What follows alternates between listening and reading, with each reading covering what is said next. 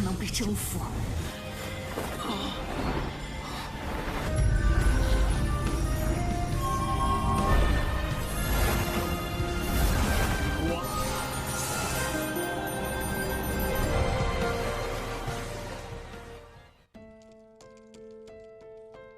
Halo guys, selamat datang kembali di channel Portal Donghua, channel yang khusus membahas bocoran dan alur cerita Donghua terbaik di jagat raya.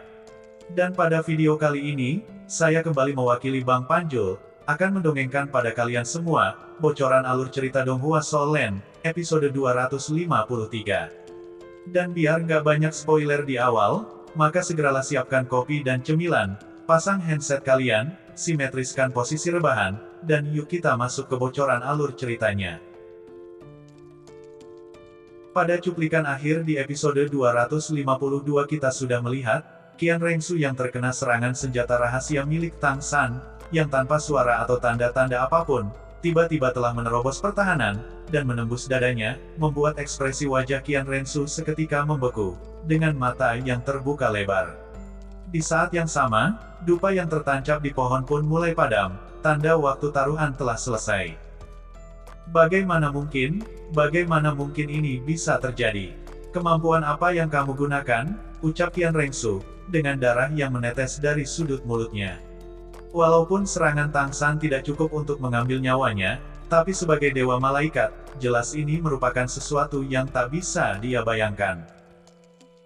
Sementara Tang San, ia pun menghela nafas, sembari berkata, Dewa Malaikat Qian Rengsu, serangan terakhirku tadi disebut air mata Guan Yin, dan kamu sungguh beruntung, karena pertarungan sebelumnya telah menguras semua kekuatanku, karena jika tidak, serangan itu bukan hanya menusuk hatimu, tetapi akan membuatnya meledak.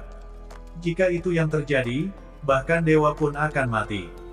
Air mata Guan Yin, aku belum pernah mendengar namanya, apakah ini kemampuan roh ciptaanmu? Atau kemampuan warisan dari Dewa Laut, tanya Qian Rengsu yang tampak tercengang. Mendengar pertanyaan itu, Tang San menggelengkan kepala lalu berkata, tidak, aku tidak bisa menyebutnya kemampuan roh ciptaanku, karena aku tidak memiliki keterampilan untuk menghasilkan kemampuan ajaib seperti itu. Dan itu pun bukanlah kemampuan warisan dari Dewa Laut, melainkan ini adalah kemampuan dari senjata tersembunyi peringkat pertama di Sekte Tang, ucap Tang San.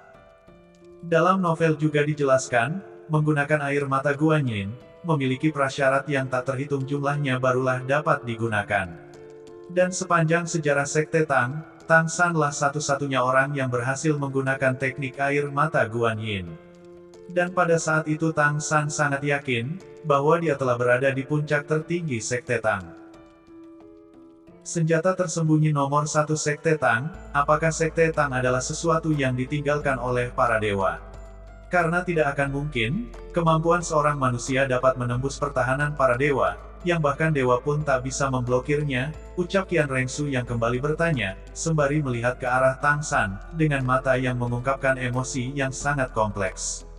Bahkan jika saat ini dia terluka sangat serius, namun dia masih memiliki kekuatan untuk membunuh Tang San. Namun sebagai seorang dewa yang menjunjung kata-katanya, maka tidak akan mungkin baginya menentang ketentuan taruhan dan membunuh Tang San sekarang, karena bagaimanapun, waktu taruhan mereka telah selesai. Setelah itu Tang San pun berkata, tidak, ini bukanlah kekuatan dari para dewa, tetapi hasil dari kecerdikan manusia, serta kekuatan, pengalaman dari leluhur Sekte Tang, ucap Tang San, yang membuat Qian Rengsu seketika tercengang, sembari melihat ke arah dupa yang telah padam. Sesaat kemudian, Qian Rengsu pun menarik napas dalam-dalam, lalu berkata, sekarang pergilah sebelum saya berubah pikiran. Tapi ingat, menurut ketentuan dari taruhan, kamu hanya memiliki 3 hari untuk melarikan diri, dan selama 3 hari itu, aku tidak akan mengejar atau mencari tahu keberadaanmu. Namun setelah 3 hari, aku akan menggunakan semua kekuatanku untuk memburu dan membunuhmu. Baiklah, aku akan pergi, sahut Tang San, lalu kembali berkata.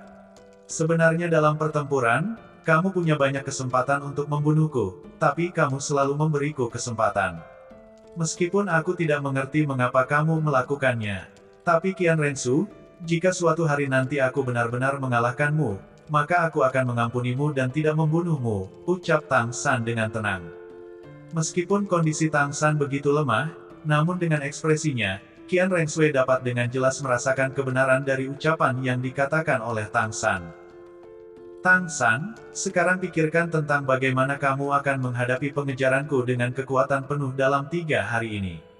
Walaupun kamu cukup pintar, namun di bawah pengawasan seorang dewa, kamu bukanlah apa-apa, karena bagaimanapun, kekuatan manusia memiliki batas, tetapi tidak dengan kekuatan para dewa. Sebelumnya aku telah membiarkanmu melarikan diri sebanyak 2 kali, tetapi dari situ juga kamu telah mengajariku banyak hal. Menghadapi seorang musuh, kita harus benar-benar menggunakan kekuatan penuh, dan tidak memberikan peluang pada lawan, ucap Qian Rengsu. Sementara Tang San, ia pun tersenyum kecil lalu berkata, Qian Rengsu, ada satu hal yang salah dengan ucapanmu, karena dewa pun kadang merasa kelelahan. Lain kali jika kita bertemu lagi, aku ingin melihatmu menggunakan kekuatan sebenarnya dari seorang dewa, ucap Tang San, lalu bergegas pergi, sambil melirik penuh keengganan pada Trisula Dewa Laut yang masih tertancap di tanah. Saat bayangan Tang San perlahan menghilang dari garis pandangnya, tiba-tiba Qian Rengsui memuntahkan seteguk darah, lalu terduduk ke tanah, dengan wajah yang menunjukkan senyum aneh. Tang San, oh Tang San, kuakui kamu sangat pintar, tetapi pada akhirnya kamu membuat satu kesalahan, sepertinya, ini adalah pertama kalinya kamu menggunakan kemampuan air mata Guan Yin, yang kamu sendiri tidak mengetahui kekuatan sebenarnya dari senjata rahasia yang kamu gunakan, yang sebenarnya bukan hanya menembus hatiku, tetapi hatiku sudah benar-benar hancur. Jika saja kamu menambahkan sedikit kekuatan, mungkin saat ini aku sudah benar-benar mati di tanganmu, gumam Qian Rengsu, yang saat itu sudah tidak memiliki kemampuan untuk bertarung lagi, akibat dari serangan senjata rahasia air mata Guan Yin. Yang faktanya, saat air mata Guan Yin menembus dada Qian Rengsu, air itu mulai mengalir ke jantungnya, serta meledakkan arteri di dalam tubuhnya. Bahkan kekuatan tingkat dewa seperti Qian Rengsu, tidak memiliki kekuatan untuk bertarung lagi, karena semua kekuatan dewa yang ia miliki, telah terkondensasi untuk tetap menjaga jantungnya. Meskipun para dewa memiliki kekuatan besar, namun jantung tetaplah bagian terpenting. Dengan kekuatannya saat ini, dia membutuhkan setidaknya 3 hari untuk memulihkan kekuatannya. Semua kekuatan serta ekspresi sombongnya sebelum kepergian Tang San, itu hanyalah akting belaka, karena dia tidak ingin musuhnya menemukan kelemahannya. Sedangkan kekuatan air mata Guan Yin, hanya bisa benar-benar dipahami dari pengalamannya. Saat itu Qian Rengsu percaya, bahwa jika dia bukan dewa, pada dasarnya mustahil untuk selamat dari serangan itu. Saat itu Qian Rengsu berpikir, karena air mata Guan Yin membutuhkan waktu untuk mengisi kekuatan, maka pada pertarungan selanjutnya, dia tidak akan memberikan kesempatan pada Tang San untuk menggunakan serangan ini, gerutu Qian Rengsu dengan suara pelan. Terima kasih telah memberitahuku, ucap sebuah suara, yang tiba-tiba terdengar samar dari belakang Qian Rengsu. Spontan, hal itu membuatnya terkejut, dan dengan tajam menoleh untuk melihat Tang San, yang benar-benar muncul dan telah berdiri dan memegang Trisula Dewa Laut. Karena bagaimanapun, Tang San tidak akan rela meninggalkan senjata dewanya, karena jika itu terjadi, maka dia tidak akan pernah bisa mewarisi posisi Dewa Laut. Oleh karena itu, setelah meninggalkan garis pandang Qian Rengsu, dia segera melepaskan pelindung laut luas, dan menggunakan kemampuannya untuk menyelinap dan mengambil Trisula Dewa Laut. Dan pada saat dia tiba, berada di sebelah Trisula Dewa Laut, Tang San mendengar apa yang dikatakan Qian Rengsu. Melihat Tang San yang telah memegang trisulanya, seketika Qian Rengsu memandang Tang San dengan penuh kemarahan yang bercampur aduk. Orang ini, tanpa Trisula Dewa Laut saja sudah sangat sulit ditangani, gumam Qian Rengsu, yang benar-benar tidak tahu apa yang akan terjadi jika dia membiarkannya mengambil kembali senjata dewanya. Saat Qian Rengsu akan berdiri, tiba-tiba Tang San berkata, "Tahan emosimu, dan jangan melakukan hal aneh. Karena hati yang hancur adalah luka yang fatal, jadi akan lebih baik, kekuatan sucimu kamu gunakan untuk pemulihan secara perlahan. Karena meskipun kamu memiliki kekuatan yang cukup untuk membunuhku sekarang, jika kamu melakukannya, maka kamu tidak dapat bertahan dan segera mati. Bahkan jika tidak mati, kamu masih akan mengalami cedera yang tidak dapat disembuhkan. Jadi ya, akan lebih baik bagimu untuk mengikuti aturan taruhan, dan bertemu lagi dalam waktu 3 hari, ucap Tang San, sembari mengungkap senyum lembut pada Qian Rengsu, lalu berbalik dan pergi. Alasan Tang San tidak menyerang Qian Rensu, karena dia sangat jelas tahu, bahkan dengan hatinya sudah hancur, Qian Rengsui masih memiliki kemampuan untuk membunuhnya. Sementara Qian Rengsu, ia hanya bisa menyaksikan bayangan Tang San yang perlahan mulai menghilang. Sesaat kemudian, Qian Rensu kembali memuntahkan seteguk darah. Tang San, 3 hari lagi, aku ingin melihat seberapa jauh kau bisa berlari dalam 3 hari ini, gerutu Qian Rengsu, yang dengan keras mengepalkan tangannya.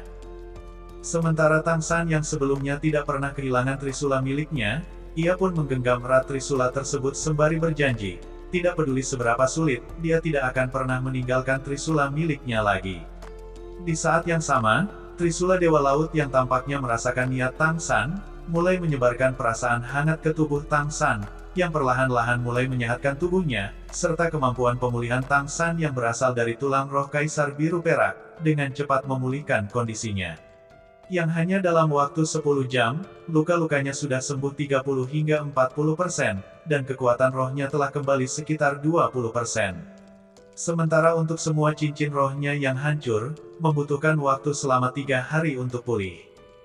Setelah keluar dari hutan Stardow, Tang San memutuskan beristirahat dan mulai berkultivasi sejenak, karena jarak ini seharusnya sudah di luar jangkauan pelacakan surgawi milik Qian Rensu. Saat mulai fokus pada kultivasinya, Tang San merasakan detak jantungnya yang juga melambat. Dia jelas tahu, dengan luka-lukanya saat ini, untuk pulih ke kondisi puncaknya akan memakan waktu setidaknya 1,5 hari. Dan di sisa setengah hari ini, bahkan jika dia terbang dengan kecepatan tinggi masih mustahil untuk mencapai laut dan bertemu dengan teman-temannya. Selain itu, jika sebelum Qian Rengsu menemukannya dia sudah mencapai laut, maka walaupun kembali bertarung, ia masih memiliki banyak keuntungan, daripada harus kembali menghadapi Qian Rengsu di daratan sekitar hutan Stardow. Karena jika dia benar-benar dibunuh oleh musuh saat berada di laut, maka dia tidak pantas untuk mewarisi posisi Dewa Laut, pikir Tang San. Dan dalam pelariannya, setiap 12 jam Tang San akan berhenti sebentar untuk beristirahat, untuk memulihkan kekuatan rohnya. Tak terasa, sudah 4 jam terlewati, dari waktu pelarian yang diberikan Qian Rensu, namun Tang San belum merasakan aura keberadaan sang Dewa Malaikat itu, dan berpikir, bahwa kali ini dia benar-benar lolos dari pengejaran Qian Rensu, karena 1 jam lagi dia akan mencapai pantai. Namun, baru memikirkan hal itu, tiba-tiba Tang San merasakan kehadiran Qian Rensu, yang telah berada di belakangnya, dan menurut perhitungan Tang San, dalam beberapa menit lagi Qian Rensu dapat menyusulnya. Saat dalam pelariannya, Tang San mengangkat trisula Dewa Laut, diikuti dengan munculnya cahaya intens yang melesat ke langit, seolah-olah memberi tanda pada Qian Rensu. Di saat yang sama, tulan roh kaki laba-laba mulai keluar dari punggungnya. Di sisi lain, Qian Rensu yang melihat cahaya itu, ia pun tersenyum dingin, diikuti sayap di punggungnya yang kian melebar, hingga meningkatkan kecepatan terbangnya. Saat Tang San telah berada dalam jangkauannya, Qian Rensu pun langsung merilis domain malaikat miliknya, namun dengan kekuatan 2 kali lipat dari sebelumnya, hingga membuat kekuatan roh milik Tang San seperti dilahap oleh domain tersebut. Dan hal itu membuat Tang San seperti seekor laba-laba yang terperangkap di dalam jaring besar. Tang San, bagaimana rasanya tertangkap di ambang pelarianmu? Bagaimanapun kamu adalah penerus Dewa Laut, jadi bagaimana mungkin aku akan membiarkanmu sampai ke laut, ucap Qian Rensu, dengan mata yang dipenuhi niat membunuh. Sementara Tang San, ia pun segera melihat ke arah Qian Rensu yang mengambang di langit, serta diselimuti cahaya emas yang sangat intens. Di saat yang sama, tanpa ingin menunda waktu, ia pun langsung mengangkat pedang malaikat, yang langsung ditebaskan ke arah Tang San. Begitu tebasan pedang telah melesat, ekspresi Qian Rensu seketika berubah sedih, karena bagaimanapun, Tang San adalah satu-satunya pria yang ia sukai, dan merupakan salah satu kelemahan di hatinya. Namun, kesedihan di wajahnya seketika berubah drastis, saat melihat lubang di tanah akibat tebasan pedangnya, namun tidak melihat sosok Tang San, yang ternyata telah menghindari serangan itu, dan langsung melarikan diri ke arah laut dengan kecepatan penuh. Tang San, teriak Qian Rensu, yang dalam sekejap mata, telah kembali mengejar Tang San. Namun, Dalam benaknya bertanya-tanya, metode apa yang digunakan Tang San, sampai bisa lolos dari serangan yang tidak mungkin untuk dihindari. Sementara Tang San yang sangat jelas tahu, tidak akan mungkin baginya untuk melarikan diri dari Qian Rensu dengan cara terbang, karena bagaimanapun, Qian Rensu adalah dewa malaikat yang menguasai langit, dan oleh sebab itulah, dia memutuskan turun ke tanah, dan menggunakan cincin roh milik Erming, yang dapat mengontrol kekuatan bumi, dan mulai menggali ke dalam tanah. Sebagai dewa malaikat, tentu saja Qian Rensu dapat mengejarnya di dalam tanah, namun, sebagai penguasa langit, tentunya domain dewa malaikat miliknya tidak akan bisa digunakan, dan itulah yang diinginkan Tang San. Karena tak bisa dipungkiri, pada pertempuran sebelumnya, domain dewa malaikat memberikan tekanan sangat besar padanya. Merasakan aura Tang San yang terus masuk ke dalam tanah, Qian Rensu yang terus mengejar pun berkata, "Tang San, kamu benar-benar orang yang licik, tapi jangan berpikir, dengan masuk ke dalam tanah maka aku tidak akan dapat mengejarmu," ungkap Qian Rensu, yang terus mengejar, diikuti dengan serangan-serangannya. Seiring berjalannya waktu, jarak keduanya pun makin menyusut. Di saat pelariannya, tiba-tiba ekspresi wajahnya berubah, diikuti cincin roh pertama Palu Haotian yang tiba-tiba menghilang, bersamaan dengan gravitasi dan kekuatan bumi yang juga menghilang, membuat tubuhnya berhenti di kedalaman 1200 meter di kedalaman bumi. Dan jelas, hal itu membuat Qian Rensu yang mengejar di belakang tersenyum puas. Saat berada 100 meter di atas Tang San, Qian Rensu pun langsung mengambil ancang-ancang untuk menyerang, dan tanpa rasa ragu sedikit pun, menunjuk pedang malaikatnya ke depan, lalu melakukan tebasan silang, yang langsung menembak lurus ke arah Tang San. Menanggapi serangan Qian Rensu, Tang San pun segera melepas cincin roh Palu Haotian, yang dalam sekejap, seluruh tubuhnya diselimuti karapas merah, layaknya sebuah armor, diikuti tulang roh 8 kaki laba-laba yang mulai terlipat rapi di punggungnya. Sesaat setelahnya, Tang San pun berbalik, dan menggunakan punggungnya untuk menahan serangan yang dilepaskan oleh Qian Rensu, hingga menimbulkan ledakan besar, seolah-olah sedang terjadi gempa. Di saat yang sama, tubuh Tang San terlempar ke udara dan melesat seperti peluru. Energi karapas yang melindungi tubuhnya, serta tulang roh 8 kaki laba-laba pun hancur berkeping-keping. Namun anehnya, saat itu tubuh Tang San tidak mengalami luka yang serius, dan hal itu disebabkan oleh kekuatan pertahanan dari tulang roh kaki laba-laba. Saat itu yang dirasakan Tang San hanyalah panas di sekujur tubuhnya, seolah-olah darahnya sedang mendidih. Namun, walaupun demikian, Tang San tidak mau menyia-nyiakan sedikit pun waktu, dan langsung meledakkan cincin roh pertama dari Kaisar Rumput Perak Biru. Dan lagi-lagi, hal itu dia lakukan untuk menggali, dan berlari ke kedalaman bumi, sembari melepaskan cincin roh dari Kaisar Semut, yang membuatnya mampu berakselerasi di kedalaman tanah. Melihat hal itu, spontan Qian Rensu pun terkejut. Bagaimana mungkin dia bisa memblokir serangan tadi, ungkap Qian Rensu. Namun, satu hal yang paling tidak ia mengerti, setelah menyerang Tang San, kekuatan Tang San jauh lebih besar dari sebelumnya. Dan tanpa Qian Rensu ketahui, yang membuat Tang San dapat bergerak di dalam tanah adalah kemampuan dari cincin roh 3 Kaisar Semut, yang masing-masing dari cincin roh itu memiliki kemampuan berbeda, yaitu kecepatan, kekuatan serta pertahanan. Kembali ke sisi Qian Rensu, yang saat itu kembali melakukan serangan, namun, serangan kali ini memiliki kekuatan yang sangat kuat dibandingkan serangan sebelumnya. Saat tebasan silang melesat ke arah Tang San, Qian Rensu pun berkata, "Tang San, mari kita lihat, sampai di mana kamu bisa melarikan diri," ucap Qian Rensu. Sementara Tang San, ia tak lagi mencoba untuk kembali memblokir serangan itu, dan terus maju ke depan. Namun sayang, ia tak bisa menyaingi kecepatan serangan yang dilepaskan oleh Qian Rensu, yang seketika telah menghantam tubuh Tang San, membuatnya terjatuh ke dasar gua. Pada saat yang sama, Qian Rensu mulai turun mendekat ke arah Tang San dengan niat membunuh yang sangat intens. "Apakah kematianku sudah tiba? Tuan Dewa Laut, maafkan aku telah mengecewakanmu," ucap Tang San, yang saat itu telah terbaring lemah, lalu kembali mengingat kedua orang tuanya, serta Xiao Wu dan anggota monster Shrek lainnya. Tepat saat Qian Rensu akan melayangkan pedang Dewa Malaikat ke dahi Tang San pun berusaha melakukan perlawanan terakhir, dengan menusukkan bilah utama Trisula Dewa Laut ke dada Qian Rensu. Dan tentunya, hal itu tetap sia-sia, karena Qian Rensu yang telah menggunakan armor lengkap Dewa Malaikat, untuk mengantisipasi serangan dadakan dari Tang San. Dan tepat, saat bilah pedang malaikat akan mendarat di dahi Tang San, tiba-tiba muncul sosok ilusi yang memegang trisula di antara Tang San dan Qian Rensu. Dewa Laut, ucap Qian Rensu, yang dengan tatapan dingin melihat ke arah sosok ilusi itu. Dan itulah guys, ending dari bocoran Donghua Soul Land, episode 253.